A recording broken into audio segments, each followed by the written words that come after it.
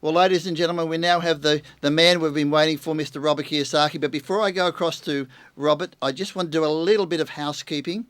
Harry's slides will be coming out to everybody. You will get a copy of these slides. People kill for Harry Dent slides. You will be getting a copy.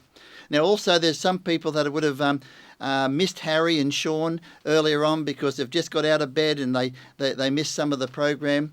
I've got great news for you. We're going to do, in about 48 hours or time, we're going to do a replay of the event, and you will hear Harry and Sean and all of the speakers, so look out for that. Okay, now look, I'm going to cross over to the man we've been waiting for, Mr. Robert Kiyosaki. Are you there, Robert? I'm here. It's Aussie. That's what I want to say. I see the Sydney Harbour Bridge, and I get nostalgic. It's such a great place. Robert, I know you've been very busy. You've been doing media work around the world for the last few weeks. You've been on a lot of live streams. You are the man of the moment. You are the man of the hour. And it's so great that we can have you here on the GOKO Group channel. We're looking forward to your presentation. But Robert, I've got to say that your introduction is pretty easy because two things that are so incredible about you that I love to talk about. Number one, you do have the number one business book seller in the world. That's not bad. The number one in the world. But the thing that I love is I know and I've seen where you were on television, on CNN and all the major networks. This is around 2007, 2008. And you were telling everybody that would listen that these acidic loans were so dangerous that it was going to affect the world's economy. And right after that, we had the GFC, which you probably didn't know it would be the GFC at the time. But that was what a call. You really did look into the crystal ball. Yep. And you got it right. So I'm telling everybody out there, you take a paper and pen, you listen to this man. He knows what he's talking about. He gets it right. And so, Robert, we're looking forward to your future predictions, what you're going to tell us what's going to unfold in the next 1, 3, 5 years, because obviously with COVID-19, the world is not the same anymore. Would you agree? I agree 100%. All right. With that said, worse. Okay, I'm going to hand the program over to you, and we look forward to what you have to say. All right. Well, thank you. Anyway, it's lovely. I also want to say hello to everybody. I'm in my home in Phoenix, Arizona, and it's an amazing world because I'm talking to Sydney and London and all over the world today. So it's really a different world. And for those who may not know, I wrote this book here. It's called Rich Dad, Poor Dad, and it's a story about my two fathers. I'm fourth generation Japanese American.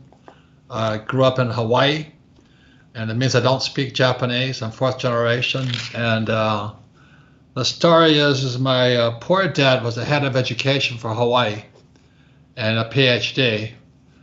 But as you know, teachers don't know anything about money. So when I was 9 years old, I asked my school teacher, I said, when will I learn about money? And she says, well, we don't teach money at school.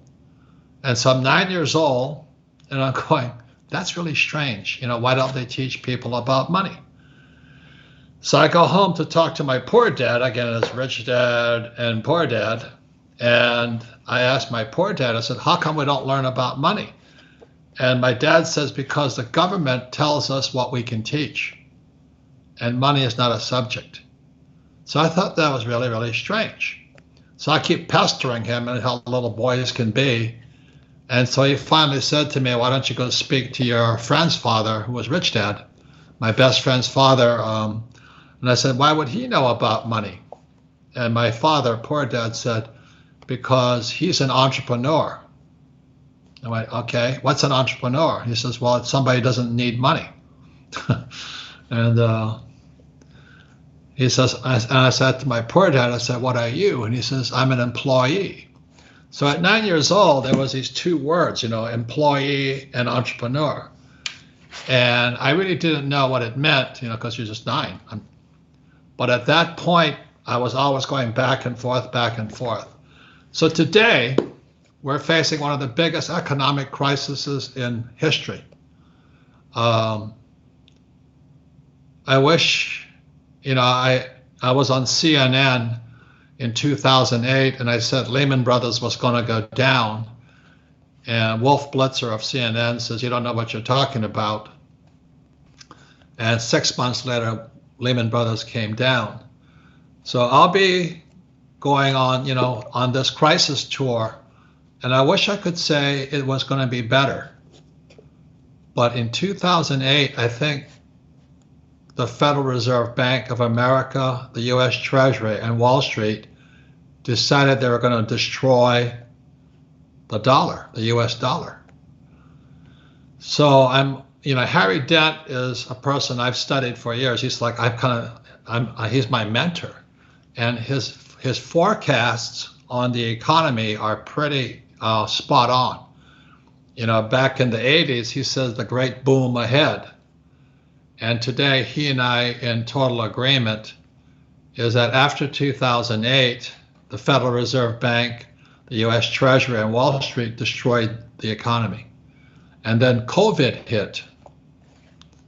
And now we're facing the biggest financial crisis in world history.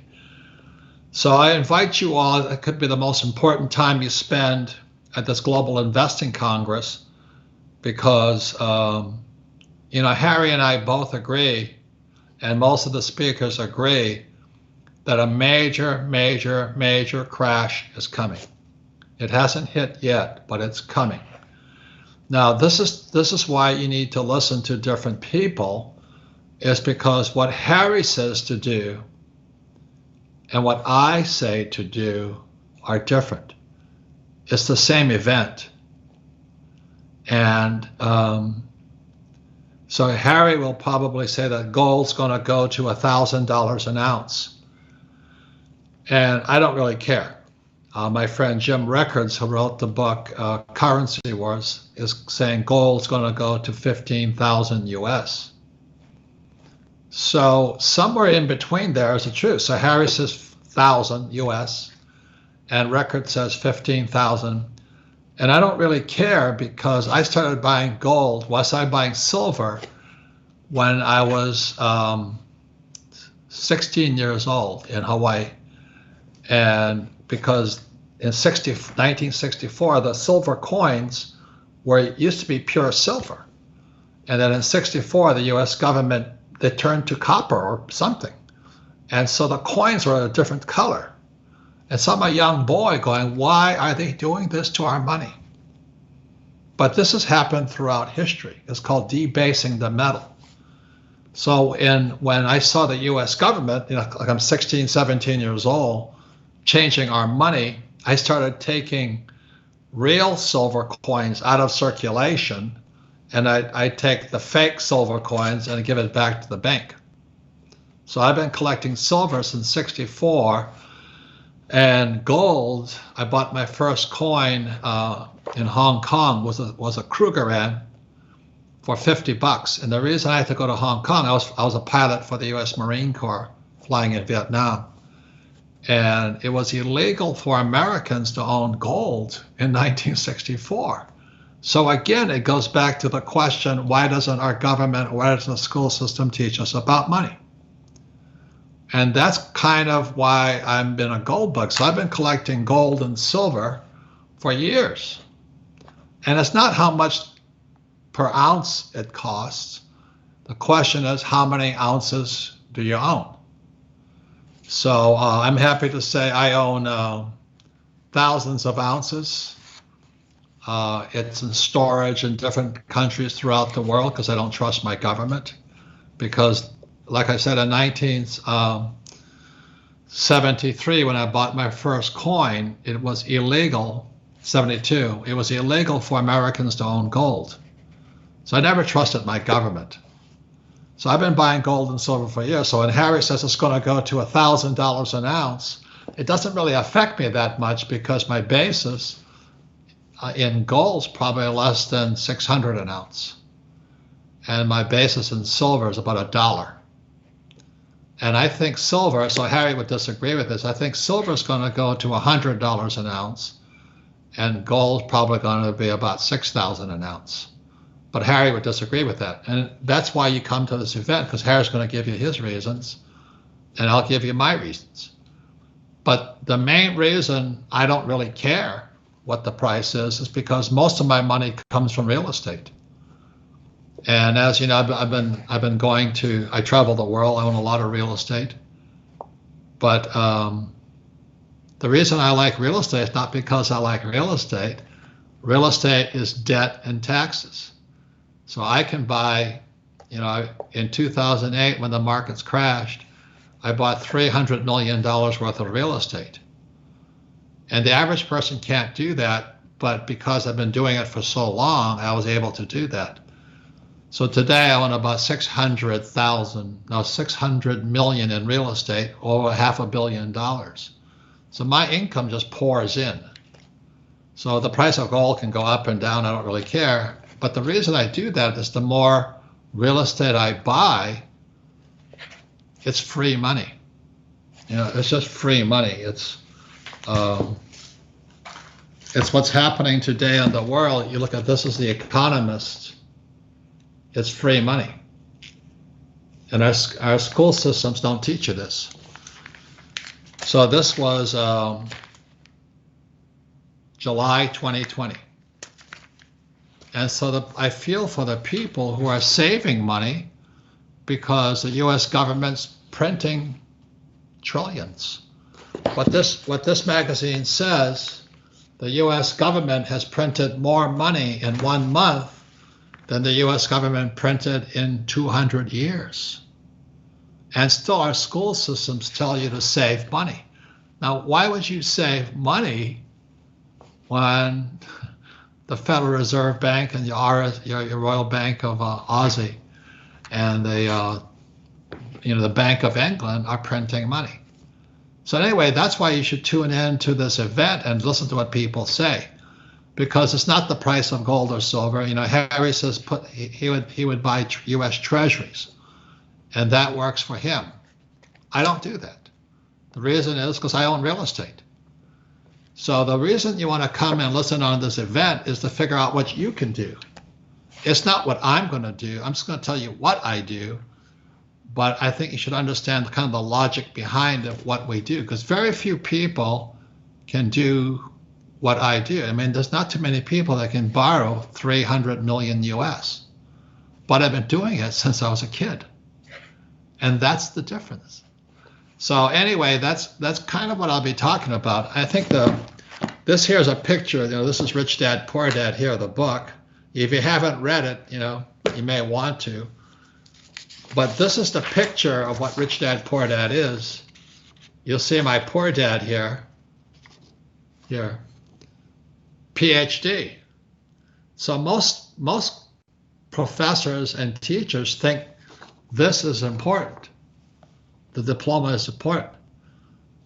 But that's not important in the real world. What's important is this here. It's called your financial statement. And when you go to see your banker, if you have a really strong financial statement, they'll give you all the money you want. So the reason I could borrow $300 million right after 2008 was because this is really, really strong. But if I had one of these, my banker might give me a credit card if I was lucky. So that's what I'll be talking about, is the difference between why the rich dad and poor dad are getting richer. So anyway, that's kind of what I'm talking about. But I write because I'm really concerned. This is my latest book. It's called Who Stole My Pension? And I know Aussies and the people of the world have these. In Aussie, it's called a superannuation. In America, it's called a 401k. But what's happening is Wall Street and the Federal Reserve Bank and the Treasury have looted our pensions. So all the old guys like me, I'm a baby boomer, I'm in my 70s, they don't have any pensions. Look at the state of California. They have the biggest pension plan in America is called CalPERS. It's the pension plan for school teachers, police officers, and firefighters. It's got no money in it. So what that means is, again, the Federal Reserve Bank and the Treasury will have to print more money. So if they print more money, what does that do to the price of gold and silver and Bitcoin? That's the question. So I'm not saying buy gold, silver, or Bitcoin, but I'd rather have that than the US dollar or the Aussie dollar or the British pound. Now, the biggest news of all was just recently, in the last few weeks, it was disclosed that Warren Buffett has dumped all of his banking stocks. He's dumped JP Morgan, Goldman Sachs, Visa. He's dumping all of his banking stocks, and he's also dumping all of his airline stocks.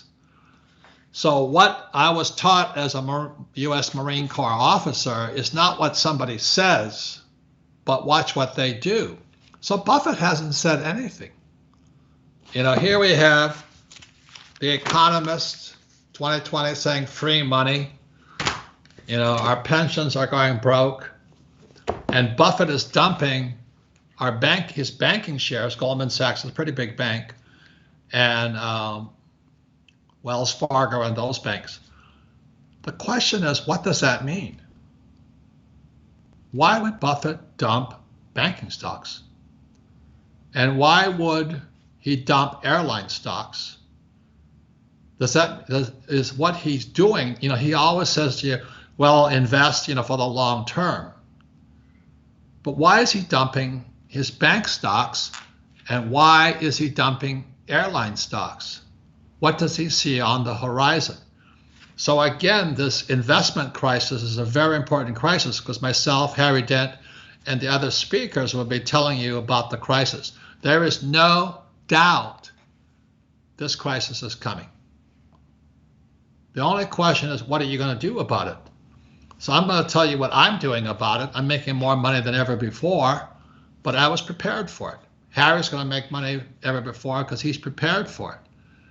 So if Buffett is going to dump the banking stocks, does that mean we're going to have a banking collapse? That's the question. I think we're heading into a depression.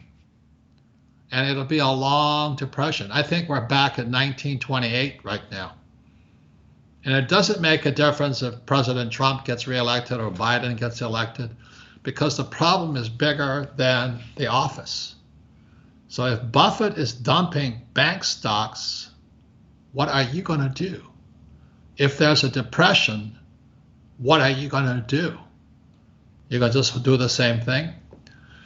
So one of the problems with having, you know, like this here, you know, here's my poor dad PhD. What good does that do you? And the only reason I could borrow $300 million is because I had a strong financial statement. And the average person doesn't have a financial statement. And all this book is about is a financial statement. That's all this book's about. My cash flow game is only about the financial statement. This here is the financial statement for my cash flow game. This is income. You see, this is income, expense, balance sheet, asset and liability, and this is called the statement of cash flow. That's all I learned from my rich dad. You know, and my poor dad, all poor people do is they focus here. You know, my poor dad, PhD, he wanted a high-paying job, and he wanted to keep expenses low. That's a poor person's mentality. When I talk to my friends, we only talk about this here. It's called the balance sheet. Whereas poor and middle class talk about income and expenses. I mean, they're important, don't get me wrong. But the rich talk about the balance sheet. So I have assets after assets after assets, and these guys don't have anything. So that's what I'll be talking about on the investment crisis. The reason I'm not really that concerned about my future, but I'm concerned about your future, is most people are still here. So let me give you two more things that have happened in this year. Couple of days ago, an American trucking company, truck builder, they announced they'll have a driverless truck on the road in America in 2021. Now, a driverless truck, what does that mean? That means there's 3 million truck drivers in the future who are out of work. We don't need drivers. The lesson is technology replaces human beings. As a pilot, I went back to my old squadron in Florida. They don't need pilots in the airplanes anymore either. They're drones. The drones can fly by themselves. So look at who's getting fired today are airline pilots. That's why Buffett's dumping airlines. All these pilots, they're losing their jobs. And what happens is little drones fly up ahead over there. You don't need a pilot for them. And our silly school system still tells you to go to school, get your PhD, and look for a job. Well, jobs are disappearing. So that's the future. That's the crisis. It doesn't have anything to do with COVID. It really has to do with technology also. Okay, so if you don't need pilots, so why would Buffett be dumping banking shares? You know why? It's because when they go to cryptocurrency, when the US dollar goes cyber, we don't need banks anymore. Think about that. I was just in China. I use my little iPhone and I don't need cash. So not only are pilots and truck drivers going to lose their jobs, so are the bankers. So the banker you go to on your little street corner, they're gone. All those little offices with like Wells Fargo Bank in America and Chase Manhattan, whatever the banks are, those bankers are out of work too. That's the crisis. So it's not just COVID, it's not just debt, it's not gold or silver, it's also technology. And remember what I said is technology replaces people. So if I was a pilot and I got hired by United Airlines when I got out of the Marine Corps, I'd be unemployed today. I'd be making about $400,000 a year. I'd have lost my job and I would have lost my pension.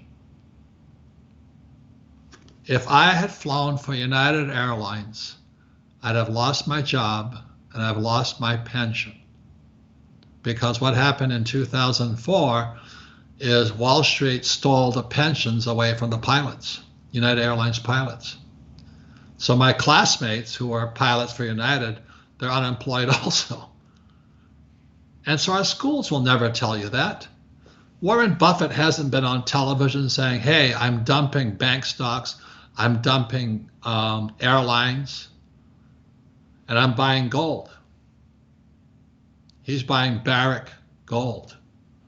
You know why? Because Barrick has a lot of gold to sell.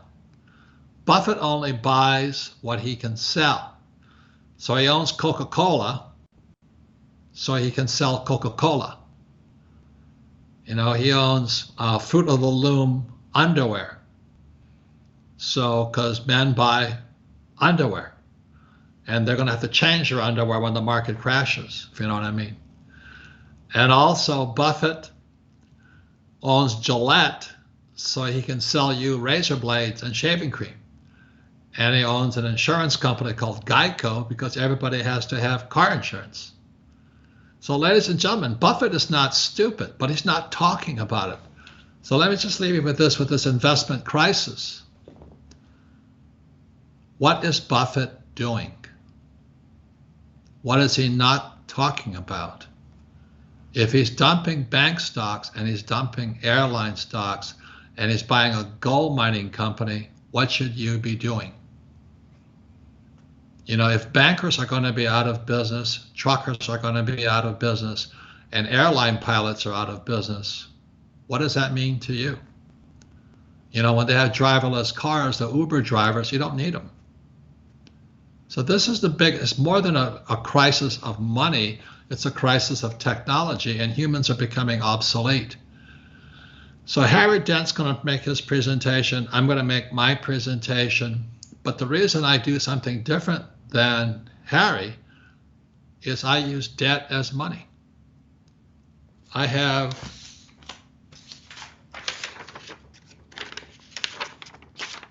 that. And my poor dad had that. And this is not worth anything. But when I walked into my bank in 2008, 2009, 2010, when all the real estate market crashed and the prices were really low, the bankers gave me all the money I wanted because I had a strong financial statement. The average person, all they've got is that, if they have that. So that's why what Harry does and what I do is very, very different. But the event is the same. We're about to hit the biggest financial crisis, most likely a global depression. Japan is in horrible financial shape. So is China. So is Europe. Italy is gone. You know, England's in serious trouble. So the question is, what are you going to do? And what most people are doing is they're going back to school to get that. When really, in my opinion, you need this. So that's why I wrote Rich Dad Poor Dad 25 years ago, and I created the cash flow board game so you'd understand this here. Say this is the same as that. And that's what makes you rich. Okay? So anyway, I think we're going, I hate to say we're in a global depression. America's debt to GDP ratio is now 130 debt to GDP. At 90, America is broke. So we went from 90 to 130. Japan is 220 debt to GDP. Japan, which is hardworking, like me, not really, but they're big savers and they're losers because why would you save money when the government's printing money? They can't change. So anyway, the Japanese have a debt to GDP of 220, America is 130. At 90, we're bankrupt. So we're bankrupt right now. And that's why what happened in 2008, I think what happened is the Federal Reserve Bank and the US Treasury and Wall Street decided just to destroy the US dollar. So that's why Harry Dent is absolutely correct. We're going into a massive, massive crash. He's calling for gold to go to under 1,000, and he's recommending you buy US Treasury bills. I wouldn't do that. But like I said, the event is the same event, and I'm going to do something differently. It's not right or wrong, it's just I have different skill sets. So the question is, what are you going to do? We're going to have this event. There is no doubt about it. We're going into a depression. Millions will lose their jobs. And it's not me telling you that. Just look at all those truck drivers who are going to lose their job, 3 million of them. And that means every little city across America where trucks stop, they're going to go broke too. Okay, and the reason the banks are going out of business is because when they go to cryptocurrency, which they already started, you don't need the corner bank. You can use your iPhone and you don't need bankers. And so the people that will replace bankers, think of how Amazon wiped out the mom and pop shops. So there's going to be somebody who's going to be like the Amazon of banking, who's going to wipe out the bankers. You don't need people today. And it's no different than the pilots.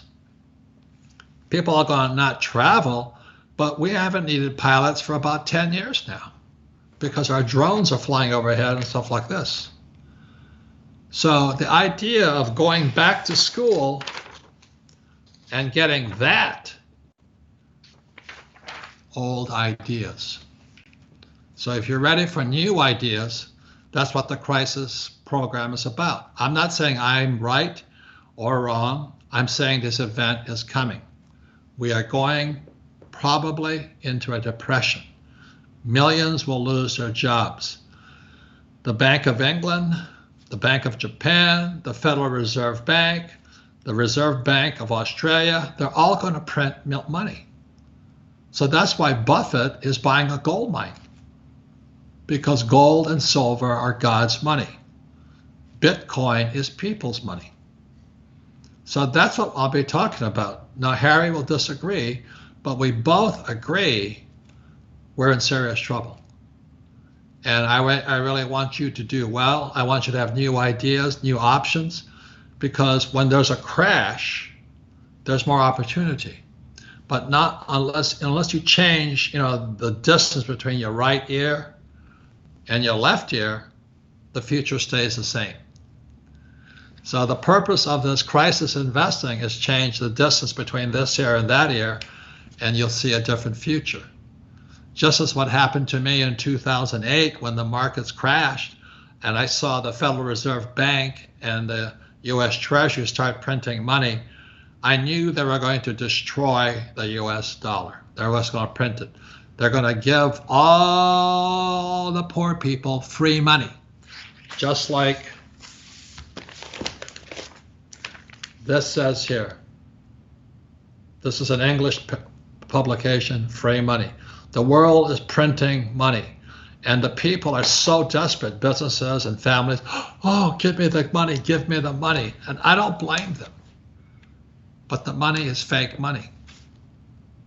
It's fake money. It's only going to make people poorer. So that's why you want to come to the Crisis Investing Seminar, attend it. You may not like everything you hear. It may disturb you. But being broke is not good.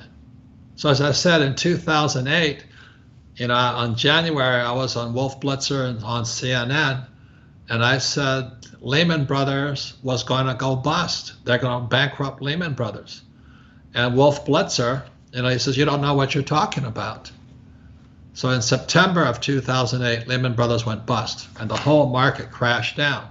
Now, was that good news or bad news? It was bad news for anybody who owned homes and mortgages.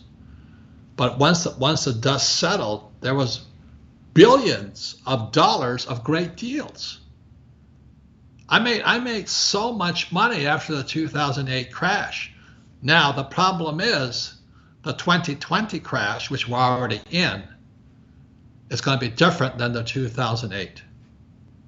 So what you should do in 2020 is not the same as I did in 2008.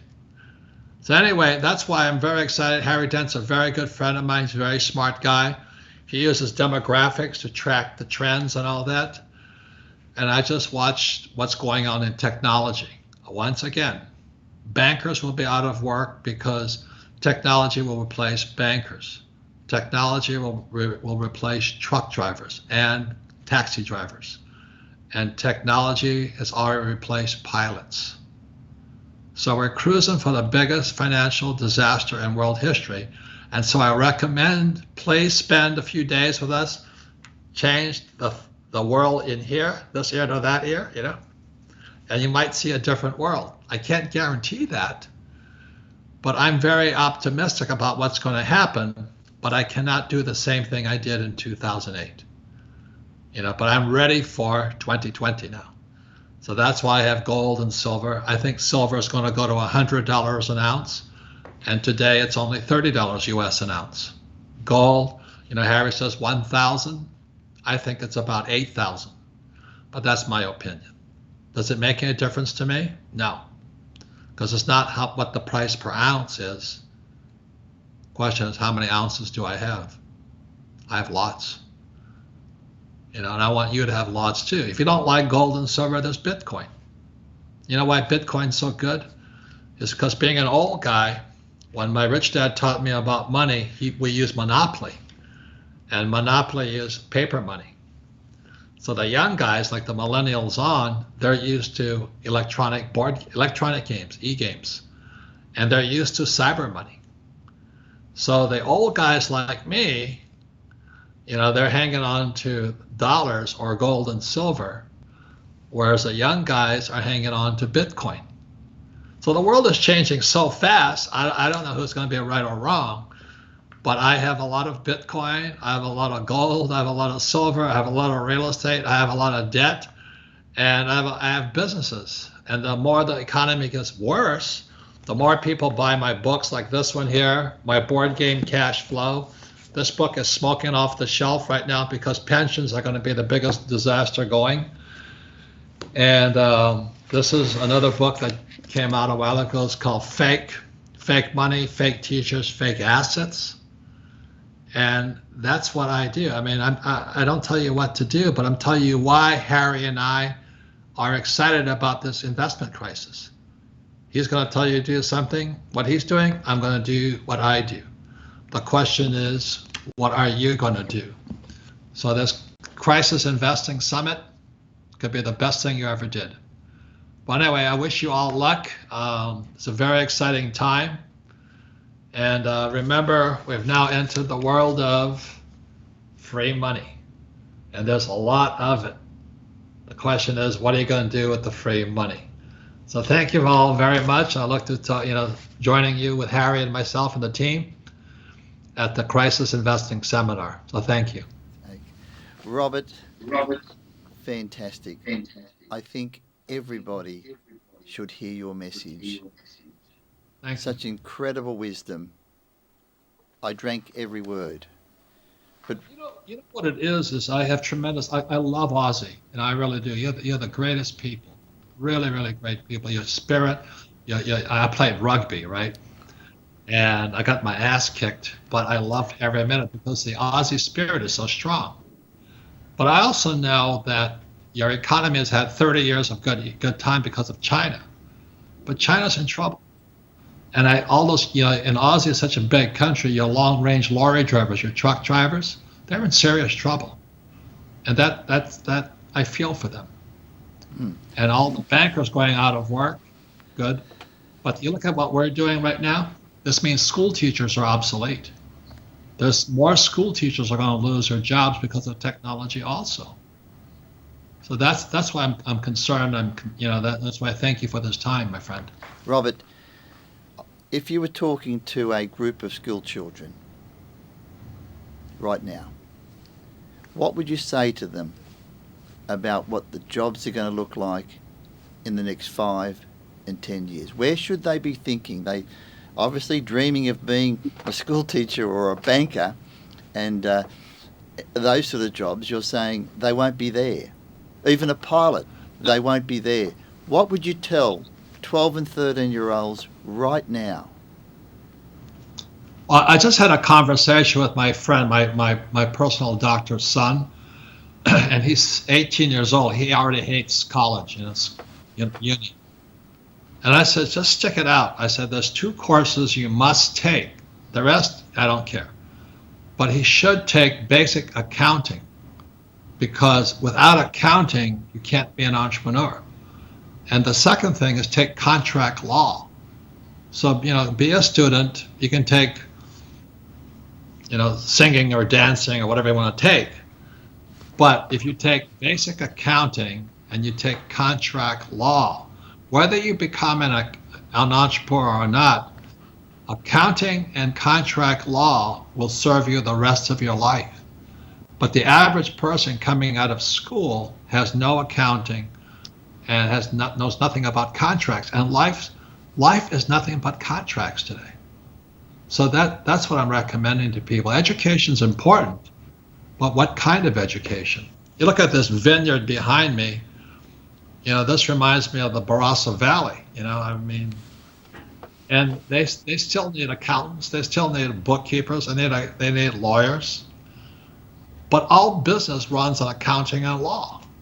And if a student just took that, they'd be far ahead for the rest of their lives. And I talk to most guys I hire, they don't have any idea what accounting is, and they have no law background. And the world is about accounting and law, accountants and attorneys. So that's what I recommend. It's the skill set. And then you got to sell. If you can't sell, you have no income. When I see somebody who's struggling financially, so this here, this is income. This is my cash flow game. This is income expense. It's called a P&L. And this is called a balance sheet. Well, what affects income is, can you sell? So I recommend network marketing and things like that for people who need to learn how to sell. And I spent 4 years at Xerox, not because I like Xerox machines, but I had to learn how to sell. So I'm known as a best-selling author. I suck as a writer, but I can sell books. Robert, the school doesn't teach you how to sell. It doesn't teach you how to market. So That's right. there's a pretty big gap there. But my son, who's in his early 20s, says to me, Dad, there's money in this gaming and YouTubing because I've been doing a bit lately and I've actually received a check. What do you think of this subject? What was the subject again, please? Making money through YouTube and making money through gaming. I tell you what, when I talk to young people, I was talking to this young guy. He's 16 years old, and he's grossing $72,000 a month. He has a YouTube channel. And his parents want him to go to college. And I said, I don't know if anybody's going to hire you for $72,000 a month. Why don't you just make your money while the sun's shining, and then learn how to invest, learn about the stock market, learn about real estate, things like that. Keep making your money. You see, he's making a lot of money here from YouTube, 72,000, but he's got to get his money into here. Remember what I said, this is Poor Dad, and this is Rich Dad. And when I talk to my rich friends, we all talk about balance sheets. These guys, the poor people, talk about they want high-paying job or money, and they want low expenses. And if you look at the first line item expense here, it's called taxes. So if that kid is making $72,000 a month, if he understands this here, the asset column, he can bypass taxes legally. And that's all over the world. Because, Trump doesn't pay tax, I don't pay tax, the rich don't pay taxes legally, all over the world. Aussie, they don't pay taxes. Allen Bond and Packard, they don't pay taxes. So, that's what your kids should know. So making money is good, but the question is, can you get into the asset column here? So I have millions and millions in real estate businesses, gold, silver, and all that. So if the market crashes, I might lose a little bit, but I'm still strong as ever. And I don't pay taxes legally. Robert, this is a big subject. It's a very serious subject. It's one that people have to take notice. We're so thrilled to have had you on our channel today. I think you have a university of information to create because there is so much. I think people would love it. They have young children, they have families. The world is moving so fast technologically. There's a change and we need people with vision like you. So thank you for your time. It's been very enjoyable. And come on, I did this for kids here. This is teaching the kids a balance sheet so they can teach their parents how to get rich. All right. Thank you, Robert. We're going to have you back again, okay? Right, thank you. And Aussie. You guys are the best, man. Take care. Thank you.